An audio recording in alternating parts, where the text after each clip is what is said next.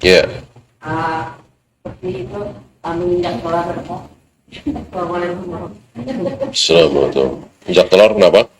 Ini Ustaz, kalau dalam adat atau upacara pernikahan itu apa ada namanya menginjak telur?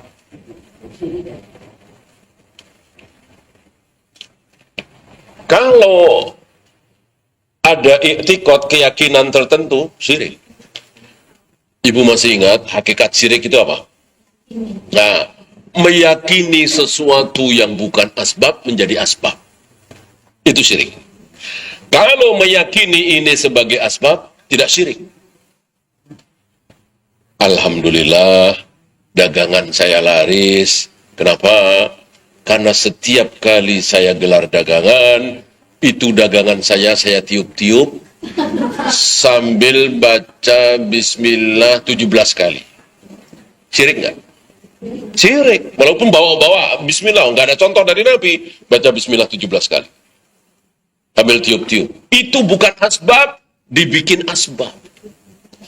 Alhamdulillah, dagangan saya ini laris karena apa?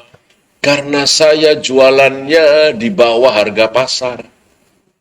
Lebih murah dari yang lain. Syirik nggak? Enggak, karena itu asbab. Karena saya jualan di tempat ramai. Strategis. Syirik apa tidak? Tidak.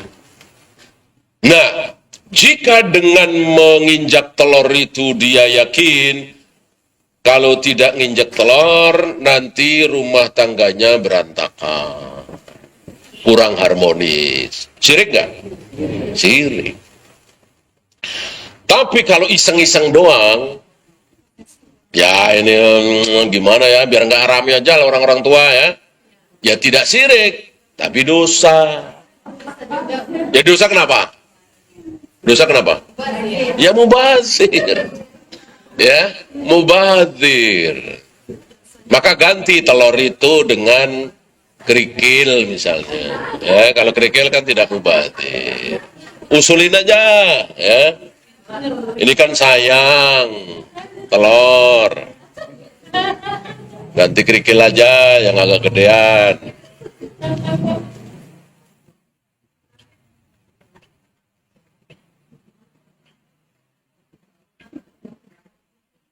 Kecuali i'tikad itu dari Nabi, ya.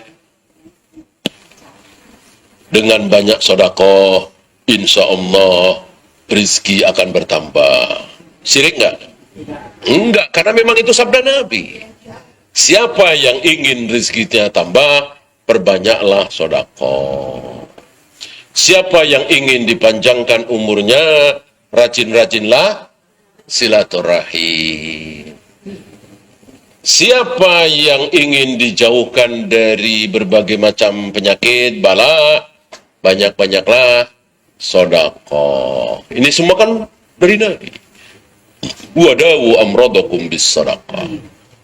Obati penyakit kalian dengan cara memperbanyak sedekah. Ya.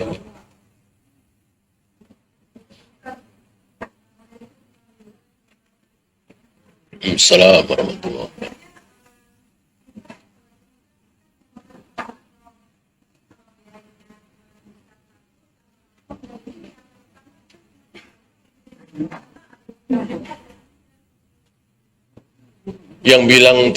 Yang bilang tidak boleh siapa?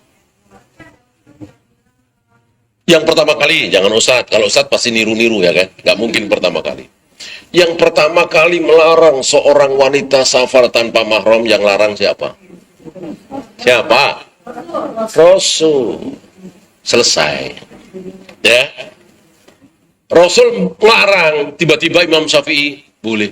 Imam Syafi'i ini, nggak usah Imam Syafi'i. Imam Syafi'i, Imam Bukhari, Imam Malik, Abu Hanifah, Ahmad. 10 imam besar mengatakan boleh.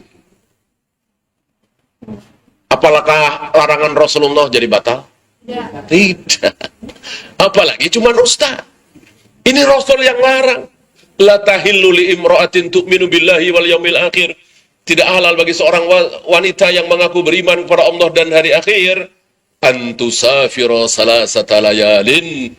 bersafar 3 hari 3 malam, walaysa ma'aha dhu mahramin, tanpa seorang mahram atau suami.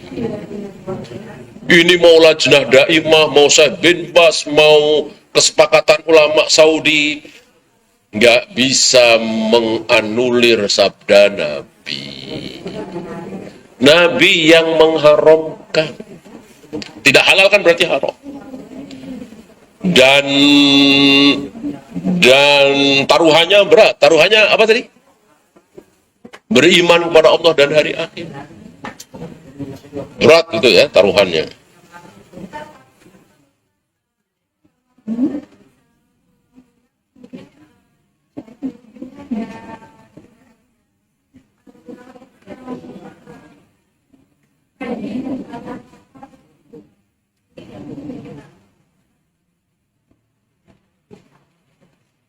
Riwayat itu betul sekali.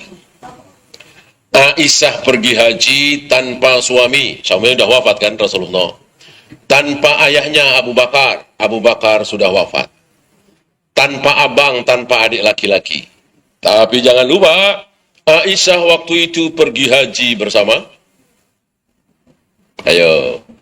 bersama ratusan atau ribuan anak laki-lakinya. Siapa? Hah? Hah? Hah? Aisyah disebut apa? Iya, ibunya kaum muslimin. Jadi seluruh kaum muslimin itu anak beliau. Seluruh laki-laki yang ada di situ anak beliau. Berarti beliau bersama anak-anak beliau. Anak mahram apa bukan? Mahram. Makanya seluruh laki-laki muslim tidak boleh menikahi Aisyah. Tidak boleh menikahi Ummu Salamah. Tidak boleh menikahi janda-janda Nabi. Masuk nikah sama ibunya. Jadi kurang jeli Ustadz ini. Ya.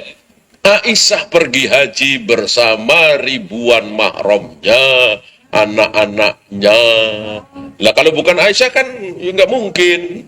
Ya daftar jadi Ummul Mukminin. Ya. Biar saya jadi Ummul Mukminin gimana caranya? Ya nggak bisa lah. Ummul Mukminin itu ibunya orang-orang mukmin. Siapa? Seluruh istri-istri Nabi. Seluruh istri-istri Nabi disebut, dianggap, distempel sebagai ibunya kaum muslimin. Paham Bu ya?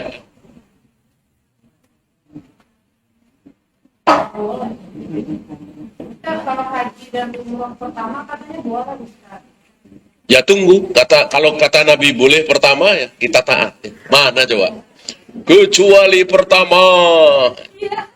Bisa ngarang-ngarang seperti itu ya. Ibu tahu gak itu hadisnya orang apa? Itu hadisnya orang travel. Hadisnya orang travel begitu. Travel mah apa aja boleh. Jangan menghalalkan segala cara lah ya. Hadisnya orang travel. Tadi Nabi mengatakan 3 hari 3 malam ya. Tapi yang di riwayat lain 2 hari 2 malam, di riwayat lain 1 hari 1. Intinya janganlah. Walaupun cuman pagi sampai sore. Coba ibu dari Jakarta ke Singapura berapa jam coba? Ya, paling sejam setengah ya. Belanja. Habis asar pulang lagi ke Jakarta. Ya, boleh? Enggak.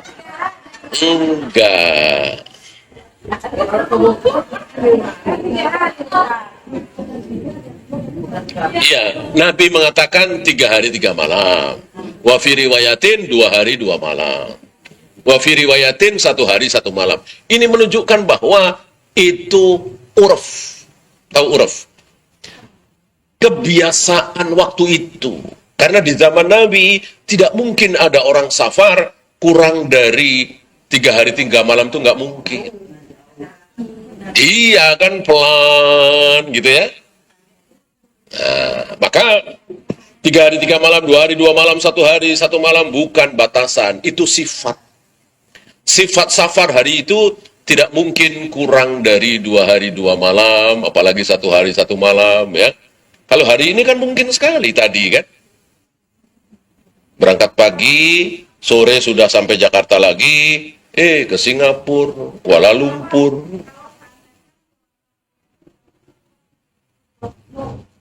Seandainya apa? Pulang kampung jaraknya berapa? Ya, Surabaya lah.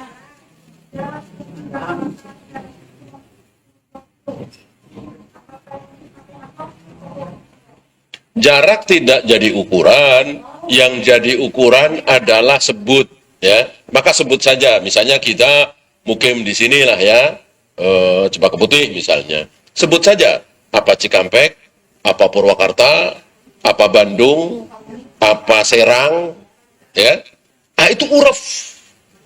Uruf, coba orang-orang Jakarta itu ketika ke sekarang ya, ketika ke Cilegon misalnya, ketika ke Serang misalnya, ketika ke Pandeglang misalnya, itu sudah dianggap safar apa belum? Jadi jarak tidak jadi ukuran. Tapi uruf.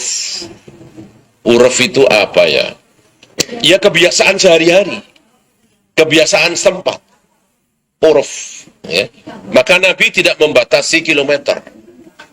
Nabi juga tidak membatasi berapa hari per hari. Jadi uruf.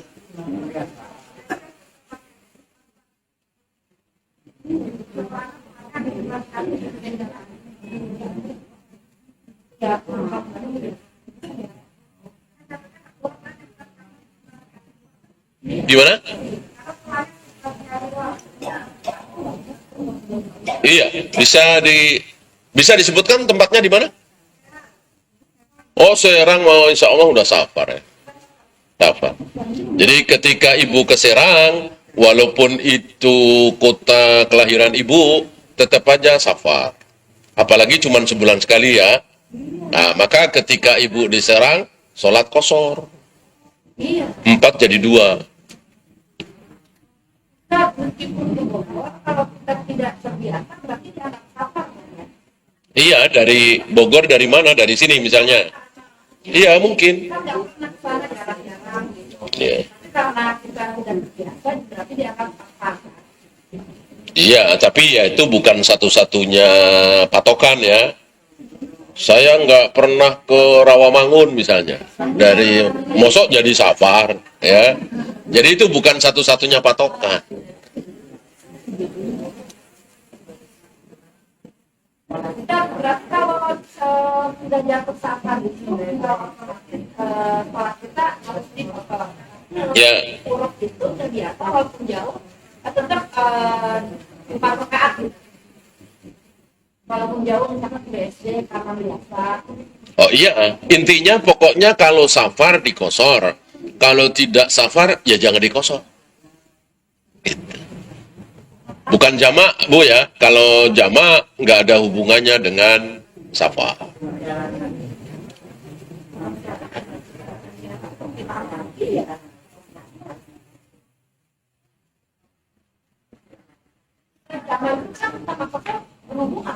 Tidak, tidak ada hubungannya.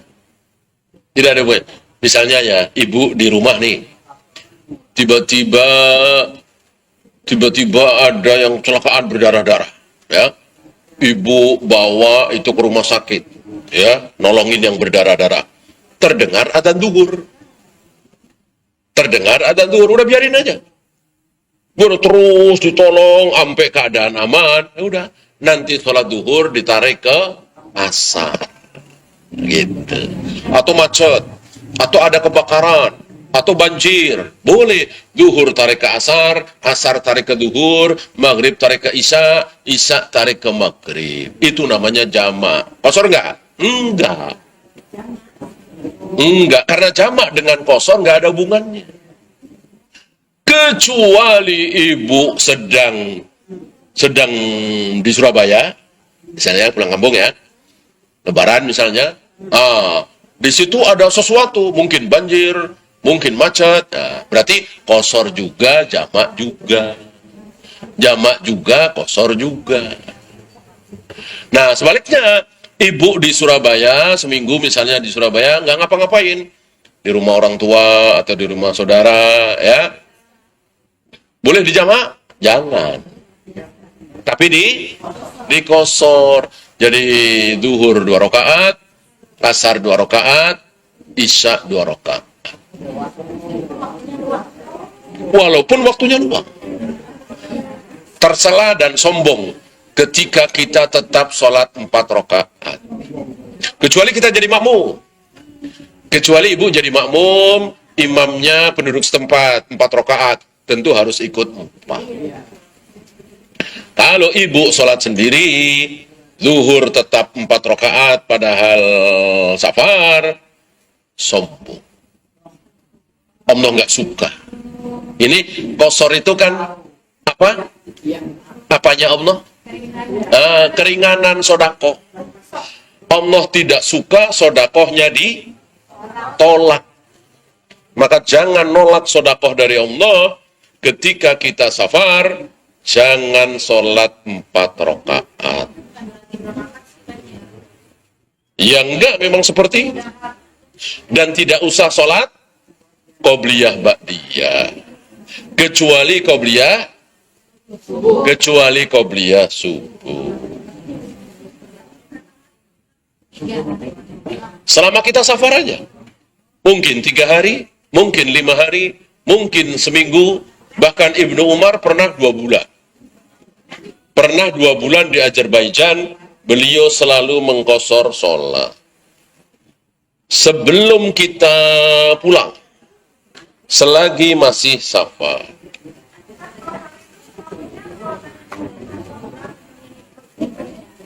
Qashar itu apa?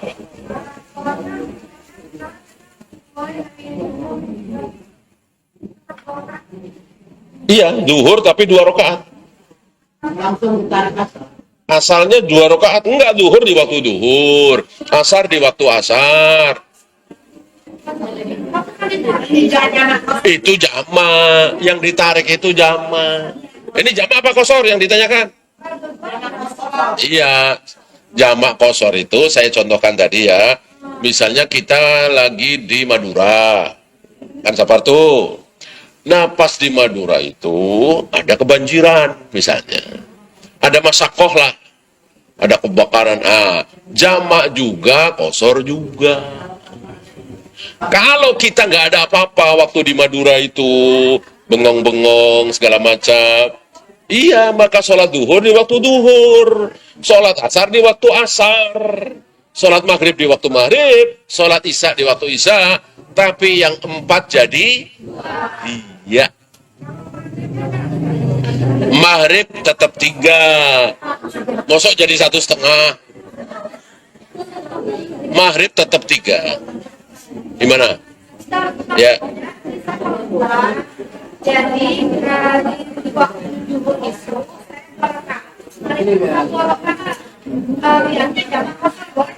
Iya boleh kalau ada masakoh. Jangan.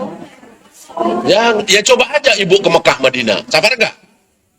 Iya, sholat duhur waktu duhur kan? Sholat asar waktu asar kan? Di Mekah Madinah kan? Nah, itu yang benar. Masa ibu mentang-mentang di Mekah Madinah habis sholat duhur langsung sholat asar? Begitu? Jangan. Nanti sholat asar enggak? Ya jangan. Kan nggak ngapa-ngapain. Nggak ngapa-ngapain. Sayang kan 100.000 di situ ya kan? Jangan. Jadi subuh datang, duhur datang, asar datang, maghrib datang, kan nggak ngapa-ngapain. Kecuali ibu sibuk nih, ini jam sekian harus sampai Jeddah nih, harus sampai bandara. Asar tarik ke duhur. Ya, alhamdulillah ngaji ya. Kalau sholatnya di kantor, Ustaz, kalau yang itu kan nggak ada sholat masjid gitu ya, lagi haji itu berarti kita mau sholatnya ya? Iya, sendiri. Iya. Sendiri atau berjamaah sesama musafir. Iya, 2. Asar 2, duhur 2, isya 2. Ada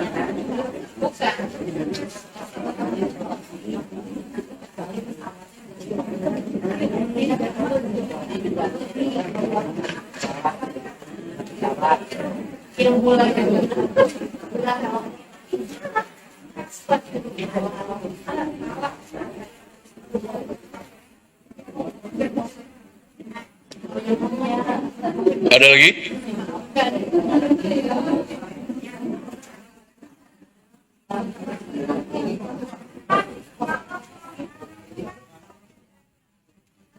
Suami kenapa?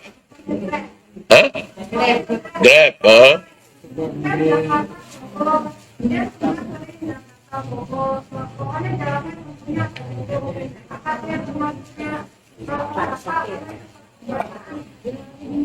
Iya, makanya tadi kita bahas ada uruf di situ ya. Kalau memang urufnya itu tiap hari situ, insya Allah enggak ya. Ya, ya.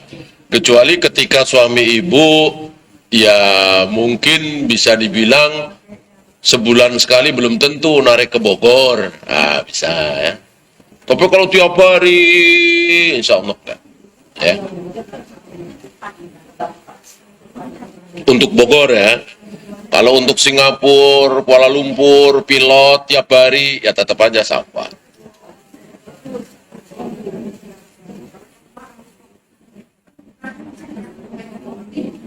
Ada lagi?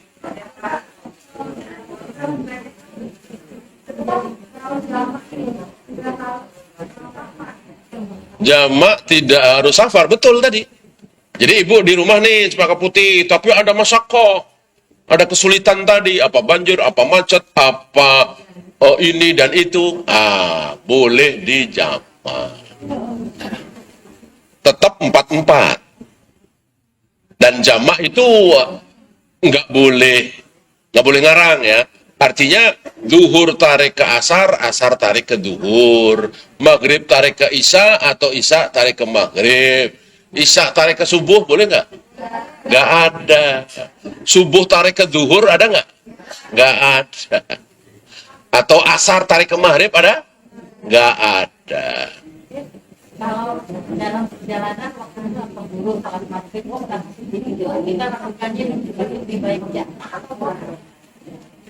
Dalam perjalanan, iya, nggak keburu salat maghrib, ya nggak usah, tarik aja ke isya. Jadi jamak jadinya. Iya, jamak ke isya. Jangan kodok, jangan kodok. Tapi kalau sholat itu ada. Nggak, yang ada kodok puasa. Kodok sholat nggak ada, yang ada kodok puasa. Kodok itu kan kita bisa milih. Saya akan mengkodok puasa saya nanti 2 bulan lagi, nanti 1,5 bulan lagi, gitu kan? Nah kalau sholat kan nggak bisa. Saya akan kodok sholat saya ntar malam aja, besok pagi aja, nggak bisa. Begitu kita sadar kita belum sholat duhur misalnya, padahal waktu itu sudah jam 5, detik itu juga kita harus sholat duhur. Ya. Nah, ini yang belum dulu.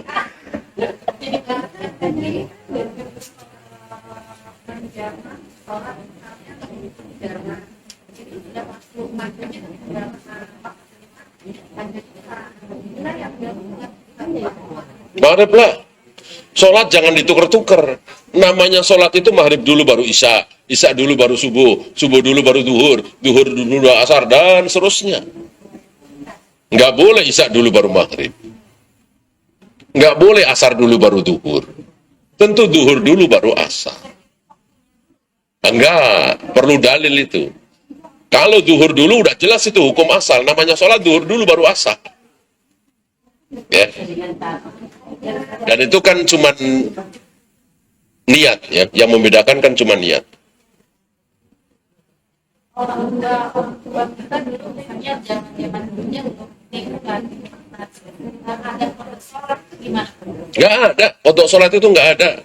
Taruhlah dulu waktu remaja, waktu muda, sering melalaikan karena ya namanya belum ngaji, belum sadar ya. Nah sekarang sudah ngaji, sudah sadar, merasa berbuat dosa, meninggalkan sholat. maka sholat yang pernah kita tinggalkan, mau kita bayar dengan jutaan rakaat nggak akan terbayar. Kita sholat lagi, selesai, sholat lagi, nggak akan terbayar. Satu-satunya jalan adalah bertaubat, mohon ampun kepada Allah. Allah Maha Pengampun. Justru kalau kita bayar, kita qadha, seolah-olah kita bisa menebus, seolah-olah kesalahan kita bisa tertebus. Ya, jangan, mohon ampun saja. Silakan. Kan kita dulu misalkan kita orang-orang puasa ya, tapi kita berapa banyak kita lupa ya, kita berapa banyak kita lupa. Nah sekarang ini kita cara membayarnya dengan menjalankan puasa sunnah itu boleh nggak? Oke, diniatkan bayar hutang tapi di atas puasa sunnah, misalkan di atas Senin Kamis atau di atas Daud itu boleh nggak niat seperti itu? Niatkan puasa Daud saja, niatkan puasa Senin Kamis saja, niatkan puasa Syawal saja. Sebab kalau niatkan mengkodok, nggak akan terkodok. Kalau kita dulu meninggalkan puasa itu karena sengaja, melalaikan. Kecuali dulu karena haid, karena nifas, kemudian lupa, belum kita bayar, bisa. Tapi kalau betul-betul melalaikan, mau dibayar dengan puasa setiap hari sampai kita meninggal, nggak akan terbayar. Satu-satunya jalan adalah dengan bertaubat. Adapun ibu memperbanyak puasa sunat, ya boleh, bagus. Tapi niatnya puasa sunat. Gitu.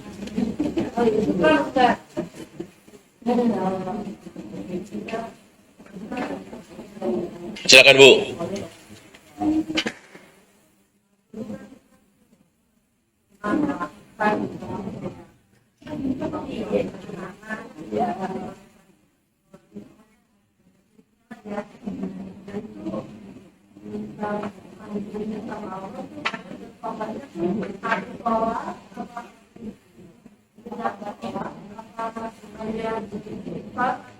Istighfar saja.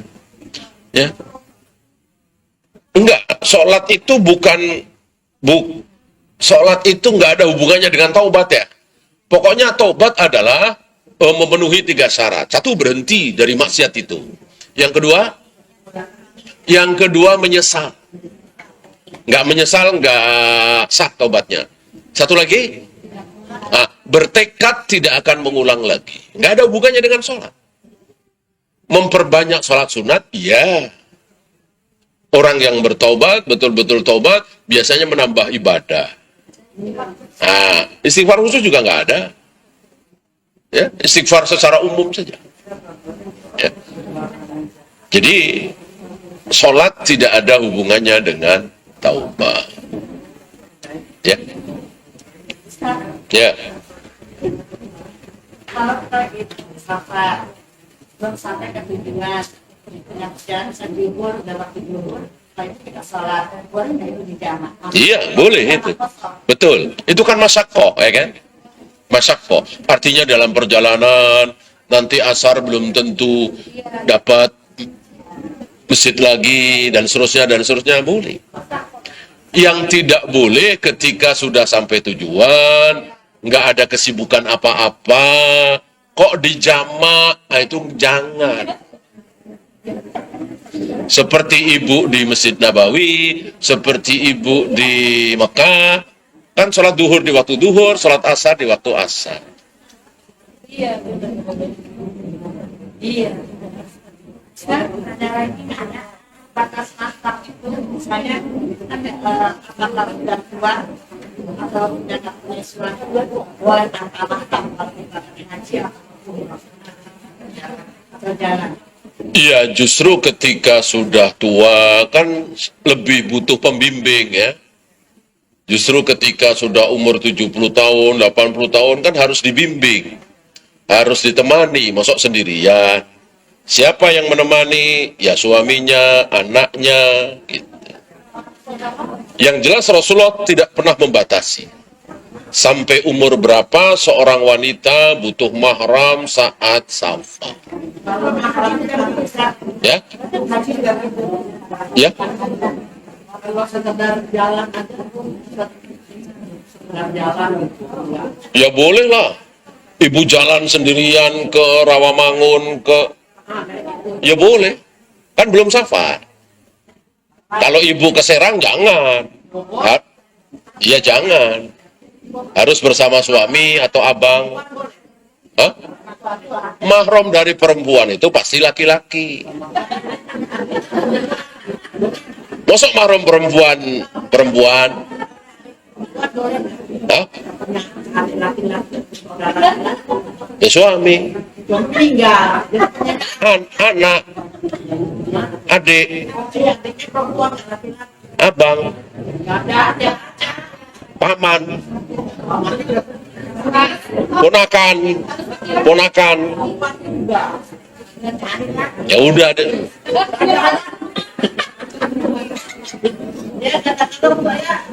Ini enggak mendewakan enggak. Jadi kalau kita pergi ada sendiri, ya. Yang Ada kucunya kecil. Kecil. udah balik tapi. Oh boleh, ajak dia aja.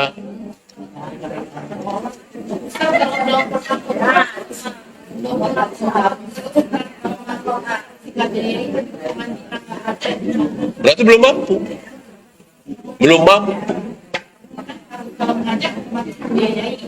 Iya. Ya cari mahram yang kira-kira mau umroh juga. Ya kan? Kan nggak usah membiayai. Ya kan nggak wajib ini. Emang umroh haji itu seneng-seneng jalan-jalan. Ibadah. Orang ibadah nggak wajib kan mestinya seneng. Alhamdulillah nggak wajib. Ya, kecuali jalan-jalan seneng-seneng. Kan umroh haji bukan seneng-seneng, bukan jalan-jalan.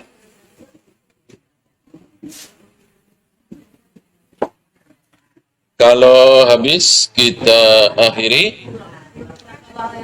Subhanakallahumma bihamdika asyhadu an la ilaha illa anta astaghfiruka wa atubu ilaik. Assalamualaikum warahmatullahi